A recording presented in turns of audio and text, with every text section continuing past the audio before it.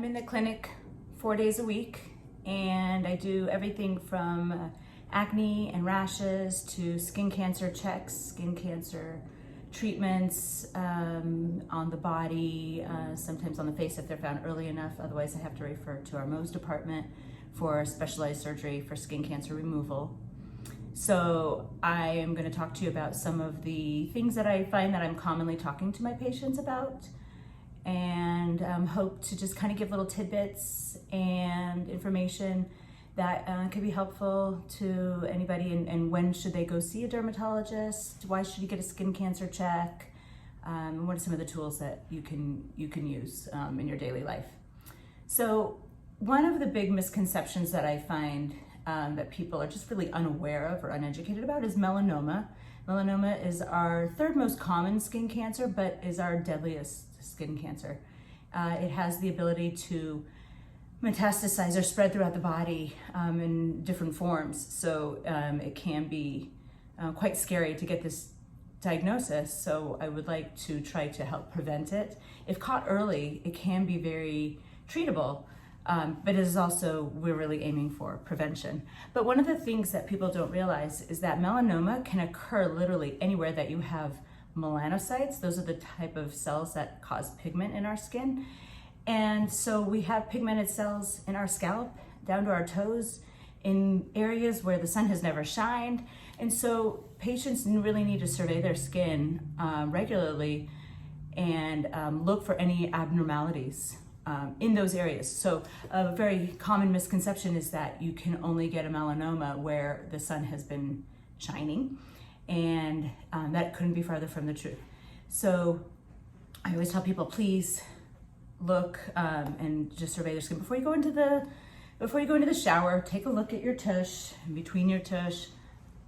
Make sure that you're checking your private areas and between your toes and the bottoms of your feet. Scalp is obviously very difficult, so if you get your hairdresser ever mention anything or ask them to be, aware of any abnormalities, growths, discolorations, so that you can have a dermatologist check you out.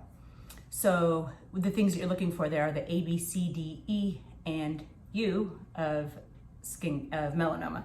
So the things you want to be looking for. So I typically tell people, as a general whole, something that doesn't look like everything else on your body. So A stands for asymmetry. So anything in theory that is pigmented that you can't cut in half and have two equal sides. That's a very simple rule. So asymmetry. B is borders. Borders that the edges are scalloped or jagged or kind of meld into the skin, not very well defined. Colors are typically more than two colors. So it's hard to get symmetry when you have more than two colors. So they can be anything from browns and blacks and tans, grays, blues, red. Anything with those shades of color, you for sure want to come in and have somebody assess that mole. And then D is diameter. So the general rule is larger than a pencil head eraser. If you can put a pencil head eraser over it and still see edges, as a general rule, that's something that should be assessed. And then E is evolving, a mole that is changing. It could be brand new, or it could be a mole that you've had all your life or for a very long time, but all of a sudden is changing. So there are different statistics that, some melanomas come from an existing mole and some arise as a brand new mole. Then U is the ugly duckling.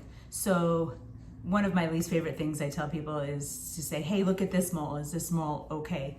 If it's a really frank, abnormal, crazy, melanoma, then yes, I can look at one mole. But the idea is early detection. I want to find things before they've turned into a melanoma, so something that has potential for.